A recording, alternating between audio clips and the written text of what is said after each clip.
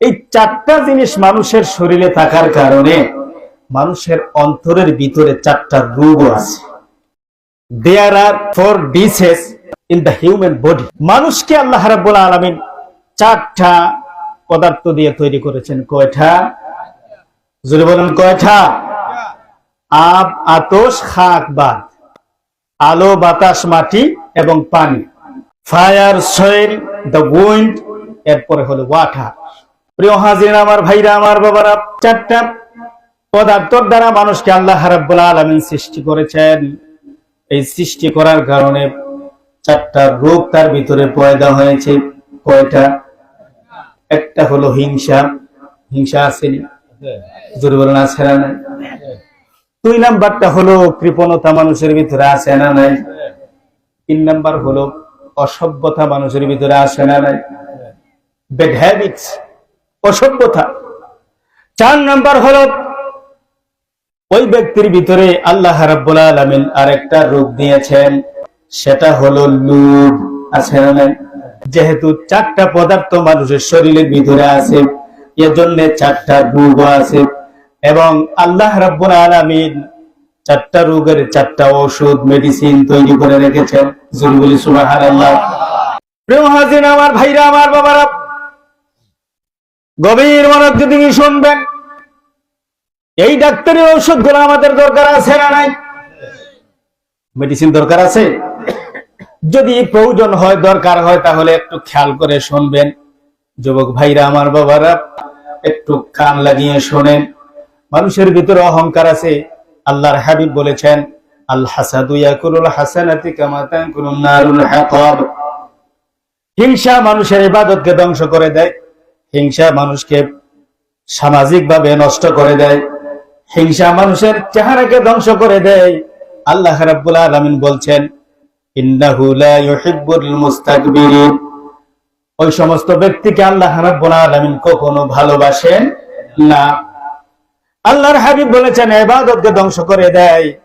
আল্লাহ রাব্বুল আলামিন বলছেন, বান্দা, তোমার ভিতরে যেহেতু হিংসা আছে, হিংসার জন্য তুমি পৃথিবীর কোথাও কোনো ঔষধ পাবা না। কোথাও কোনো জায়গায় তোমার জন্য ঔষধ তৈরি করা হয় নাই। একমাত্র আমি আল্লাহ রাব্বুল আলামিন তোমার জন্য ঔষধ তৈরি করে রেখেছি। জানতে চান মেডিসিনের দরকার আছে? আল্লাহ রাব্বুল আলামিন বলছেন, বান্দা, তোমার ভিতরে যখন হিংসা আসে, অহংকার আছে, একটা বাক্য আছে না যে অহংকার পতনের মূল? আছে না নাই? হিংসা করেছিল কে? শয়তান। যার কারণে তাকে লানতের গ্লানি নিয়ে কিয়ামত পর্যন্ত বেঁচে থাকবে আর ইন্তেকালের পরে আল্লাহর জাহান্নামে নিক্ষেপ হবে। বলুন ঠিক কিনা? সেই শয়তান আল্লাহকে বলেছিল, ও আপনার সেই বান্দাদেরকে আমি জাহান্নামে নিয়ে যাবার জন্য প্রত্যেকটা রাস্তায় রাস্তায় দাঁড়িয়ে থাকবো। আল্লাহ পাক বলছিলেন, শয়তান, মালাউন মারদুদ, তুই জেনে রাখ, আমি আমার বান্দা যখন আমার কাছে চাইবে তখনই আমি মাফ করে দেব। জোরে বলি না সুবহানাল্লাহ। তাইলে আল্লাহ রাব্বুল আলামিনের বান্দার প্রতি দয়া আছে না নাই?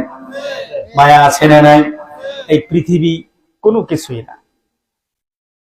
আল্লাহর হাবিব বলেছেন, আদ-দুনিয়া মালউনুম মালউনাতুম মা ফিহা ইল্লা মা কানা লিল্লাহি মিনহা। এই দুনিয়া অভিশপ্ত, দুনিয়ার সব কিছু অভিশপ্ত, শুধু একটা জিনিস ব্যতীত, যেটা আমার আল্লাহর সঙ্গে সংযুক্ত। সুবহানাল্লাহ।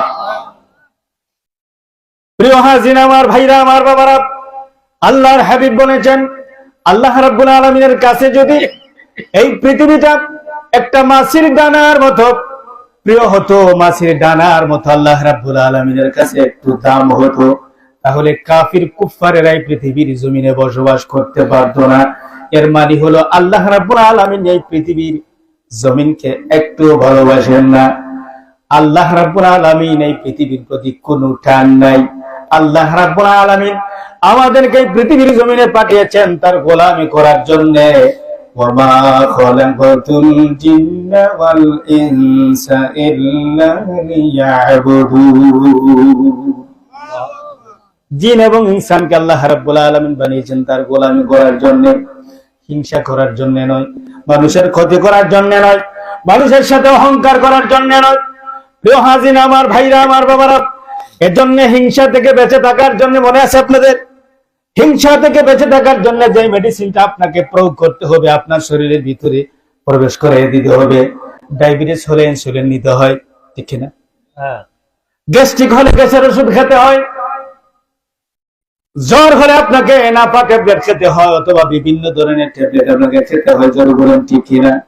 কিন্তু আল্লাহর বান্দা, খেয়াল করে শুনে রাখো, কান খুলে শুনে রাখো, ও আমার ভাইরা, আমার বাবারা, যুবক যুবতীরা, পর্দা নিশে অন্তরের মা বোনেরা, এই অহংকার থেকে বেঁচে থাকার জন্য যে মেডিসিনটা আমার আল্লাহ পাক তৈরি করেছেন, সেই মেডিসিন হলো 5 ওয়াক্ত নামাজ। যদি বলি না সুবহানাল্লাহ। নামাজের ভিতরে যখন বান্দা দাঁড়িয়ে যায়, আলহামদুলিল্লাহি রাব্বিল আলামিন আর রহমানির রহিম মালিক ইয়াউমিদ্দিন ইয়াকা না'বুদু ওয়া ইয়াকা নাস্তাঈন, এই তেলাওয়াতটা যখন শুরু করে, একা হোক অথবা ইমাম সাহেবের পিছনে হোক, বান্দা এই 7টি আয়াতের ভিতরে 7 ধরনের কথা বলে, ঠিক না?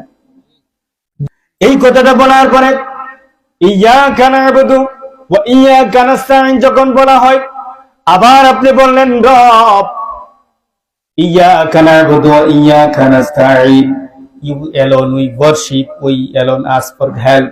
এই পৃথিবীর জমিনে কারো কাছে আমরা হাত পেতে চাই না, কারো কাছে হাত তুলি না, একমাত্র তুমি রবের কাছে আমরা চাই। সুবহানাল্লাহ। ইহদিনাস সিরাতাল মুস্তাকিম। এরপরে বলো, বান্দা, রব আমাদেরকে সহজ সরল পথে পরিচালিত করুন। সোজা পথে আমাদেরকে দেন। আর শয়তান বলে যে রাস্তাটা সোজা, সেখানে আমি দাঁড়িয়ে থাকি, বিভিন্ন রকম রাস্তা আমি খুলে দেই, বলি নাউজুবিল্লাহ। ওরে আল্লাহর বান্দা, যখন নামাজের ভিতরে দাঁড়িয়ে সিরাতাল্লাযীনা আন'আমতা আলাইহিম গায়রিল মাগদুবি আলাইহিম, আল্লাহ রাব্বুল আলামিনকে বলো, রব আমাদেরকে সহজ সরল পথ দেখাও, ওই সমস্ত লোকদের পথে নয় যাদের পথে তুমি নারাজ হয়েছো। আল্লাহু আকবার।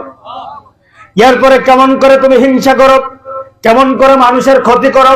আল্লাহর বান্দা শুনে রাখো, ইন্নাস সালাতা তানহা আনিল ফাহশাই ওয়াল মুনকার, নামাজ মানুষকে অন্যায়, অত্যাচার, বিচার, গর্হিত কাজ থেকে ফিরিয়ে রাখে। কিন্তু আজকের মুসল্লির নামাজে মানুষকে পরিবর্তন আনে না। এর মানে হলো নামাজগুলো সঠিকভাবে হচ্ছে না। বলুন ঠিক কিনা? জোরে বলুন ঠিক কিনা? নামাজে দাঁড়ানোর পরে যেই নামাজ আপনাকে অশ্লীল কাজ থেকে, অন্যায় থেকে, খারাপ কাজ থেকে ফিরিয়ে আনতে পারে না, সেই নামাজ পরে কোনো লাভ আছে? পৃথিবীর সমস্ত সবকিছুকে পেছনে রেখে যখন বান্দা আল্লাহ রাব্বুল আলামিনের সামনে দাঁড়িয়ে যায়, তখনই আল্লাহ রাব্বুল আলামিন তার গোলাম বানিয়ে নেন। ওই নামাজ থেকে আল্লাহ রাব্বুল আলামিন অন্তর থেকে অহংকার দূর করে দেয়। মেডিসিন পাইছেন? আগুনের মেডিসিন পাইছেন? অহংকারের মেডিসিন পাইছেন? আরেকটা পদার্থ আমাদের শরীরের ভিতরে আছে, সেটা হলো মাটি। আছে না নাই? মাটি কখনো কোনো কিছু মানুষকে এমনিতে দান করে না। এই যারা কৃষক, এরা অত্যন্ত পরিশ্রম করে যে ধানগুলা রোপণ করেছে, ঠিক না? প্রথমে কি করছে? বাজার থেকে বীজ নিয়ে আসছে, এরপরে এটা ভিজাইছে, এরপরে কি করছে? এই যে গেরা আসে নাকি বলেন, আসার পরে তখন সেটাকে বাইন করা হয়েছে, এরপরে পানি দেওয়া হয়েছে, আলিবাস দেওয়া হয়েছে, আছে না এরকম? পরিচর্যা করতে হয়েছে। তখনই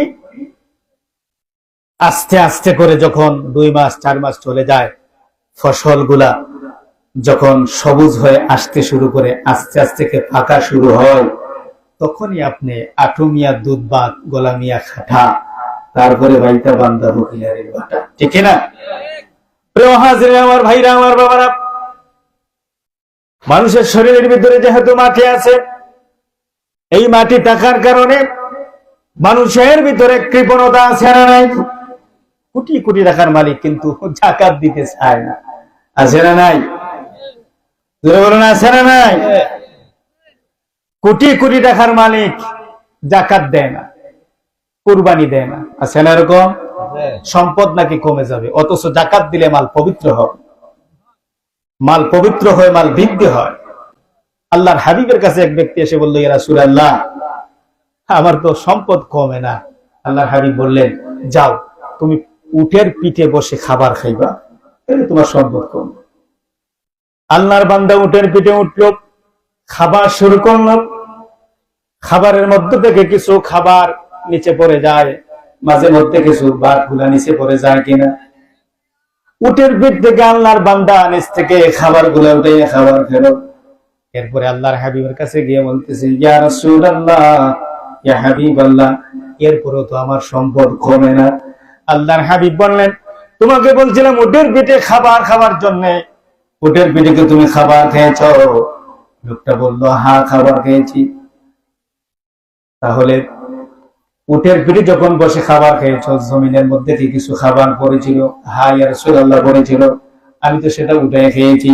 আল্লাহর হাবিব বললেন, যতদিন পর্যন্ত জমিনে পড়া সেই ভাতগুলো অথবা খাবারগুলো উঠাইয়া তোমার জবানের ভিতরে ঢুকাই দিবা, মুখের ভিতরে ঢুকাই দিবা, ততদিন পর্যন্ত তোমার সম্পদ আল্লাহ কমিয়ে দেবেন না। সুবহানাল্লাহ বলবেন না? তাইলে বোঝা গেল এই খাবারের ভিতরে আল্লাহ রাব্বুল আলামিন বরকত দান করেছেন। আল্লাহর ওয়াস্তে যখন কোন সম্পদ আপনার নেশাব পরিমাণ মালের মালিক আপনি হয়েছেন, জাকাত আপনার উপরে ফরজ হয়েছে, আপনি জাকাত দিতেছেন না, আপনার সম্পদ আস্তে আস্তে করে কমে যাবে। এই সম্পদ তোমার জন্য সাপ বিচ্ছ হয়ে দাঁড়িয়ে যাবে। বলি নাউজুবিল্লাহ। ওরে আল্লাহর বান্দারা, যেহেতু মানুষের শরীরের ভিতরে মাটি আছে, মাটি থাকার কারণে মাটির ভিতরে কৃপণতা আছে, মাটির ভিতরে কৃপণতা থাকার কারণে মানুষের ভিতরে আছে, যেহেতু মানুষের শরীরে মাটি আছে, আমার ভাইরা, আমার বাবারা, অসহায় দরিদ্র মানুষদেরকে খাবার দেবেন, আল্লাহর ওয়াস্তে দান করবেন। আপনার নেশাব পরিমাণ সম্পদ হলে সেটাকে যাকাত হিসাবে মানুষের কাছে বিলিয়ে দেবেন। যাকাতের 8টা খাত আছে, ওই খাত অনুযায়ী বন্টন করবেন যাদের সম্পদ হয়েছে। বন্ধুরা আমার, ওই সমস্ত মানুষের অন্তর থেকে কৃপণতা যায় না যেই সমস্ত মানুষ আল্লাহ রাব্বুল আলামিনের ওয়াস্তে দান করে না, সদকা করে না। আমার ভাইরা, আমার বাবারা, তাহলে আমাদের কৃপণতার ওষুধের দরকার আছে না নাই? মেডিসিনের দরকার আছে না নাই? কৃপণতা থেকে বেঁচে থাকার জন্য, কৃপণতা যে একটা অসুখ, একটা রোগ আছে, এই রোগ থেকে বেঁচে থাকার জন্য আল্লাহ রাব্বুল আলামিন বলেছেন, বান্দা, যখন আমি আল্লাহ রাব্বুল আলামিন তোমাকে সম্পদ দিয়েছি, তার থেকে আল্লাহর ওয়াস্তে সদকা করো। সুবহানাল্লাহ। সদকাই হলো কৃপণতা দূর করবে। এজন্য আল্লাহর হাবিব হুজুর নূর সাল্লাল্লাহু আলাইহি ওয়াসাল্লাম বলেছেন, যখন ভিক্ষুক আপনার ঘরের সামনে এসে আল্লাহর ওয়াস্তে ভিক্ষা চায়, আপনার ছোট্ট শিশু সন্তানের দ্বারা ভিক্ষুককে ভিক্ষা দেবেন, তার হৃদয় প্রশস্ত হয়ে যাবে। সুবহানাল্লাহ। 3 নাম্বার হলো দ্য উইন্ড, বাতাস আছে না? বাতাস আছে না নাই? বাতাস যেহেতু আছে, এজন্য মানুষের ভিতরে কিছু অসভ্যতা আছে, ব্যাড হ্যাবিটস, উঁচু নিচু ব্যবধান করে। সাধারণ মানুষ আমার পাশে বসতে পারবে না, না, এই সমস্ত কথা কোরআন স্বীকৃতি দেয় না, রাসূলুল্লাহর হাদিসে মুবারক সেটাকে স্বীকৃতি দেয় না। যেহেতু মানুষের শরীরের ভিতরে বাতাস আছে, এজন্য মানুষের ভিতরে অসভ্যতা আছে, মানুষের ভিতরে উঁচু নিচু একটা প্রভাব আছে। আল্লাহ রাব্বুল আলামিন বলছেন, বান্দা, তোমার ভিতরে এই বেপরোয়া ভাব থাকার কারণে, উঁচু নিচু ব্যবধান থাকার কারণে, যদি আল্লাহর বান্দা এই সমস্ত অসুস্থতা থেকে তুমি সুস্থ হতে চাও, তাহলে তোমাকে একটা মেডিসিন শিখাই দেই, শুনবেন না আপনারা? সেই অসভ্যতার অসুখটার যেই মেডিসিন আল্লাহ বাগদান করেছেন, সেটা হচ্ছে হজ। হজ করা আপনার জন্য ফরজ হয়েছে। জীবনে একবার হজ করা কি ফরজ? একবার জীবনে একবার হজ করা আপনার জন্য ফরজ। বিচারের লড়াই আছে না? পৃথিবীর মধ্যে সবচেয়ে বিশ্ববিখ্যাত যেখানে বিচারের লড়াই হতো, সেটা হচ্ছে স্পেন, আন্দালুসিয়া। এখন বাংলাদেশে কিছু কিছু জায়গা কিন্তু বিখ্যাত হয়ে যাচ্ছে। ষাঁড়ের লড়াই, মুরগের লড়াই, বকরির লড়াই আছে না নাই? আমরা সেটাতে নাই। বলুন ঠিক কিনা? আমরা সেটাতে নাই। আল্লাহ পাক আমাদেরকে হেফাজত করুন। তাইলে যেহেতু আল্লাহ পাক আপনাকে সম্পদ দিয়েছেন, 3 লক্ষ টাকা 2 লক্ষ টাকা খরচ করে আপনি হজে যান। এখন তো হজে মানুষ যায়, যে মানুষ আমাকে হাজী সাহেব বলবে, বলি না নাউজুবিল্লাহ। হজ করবেন মানুষকে দেখাবার জন্য নয়, ফরজ আদায় করবেন আল্লাহকে খুশি করার জন্য। সুবহানাল্লাহ। 4 নম্বর রোগের ওষুধ বলে দেব। যেহেতু মানুষের শরীরের ভিতরে পানি আছে, পানি থাকার কারণে মানুষের ভিতরে লোভ আছে। লোভের কারণে মানুষ নিজের সন্তান সন্ততিকে জ্যান্ত খবর দিতে পারে। বলি নাউজুবিল্লাহ। আছে না এরকম? সর্বশেষ মেডিসিন যেটা আল্লাহ রাব্বুল আলামিন বান্দাকে দিয়েছেন, সেই মেডিসিনটা হলো রমজান মাসের রোজা। বলি না সুবহানাল্লাহ। রোজা রাখবেন ইনশাআল্লাহ।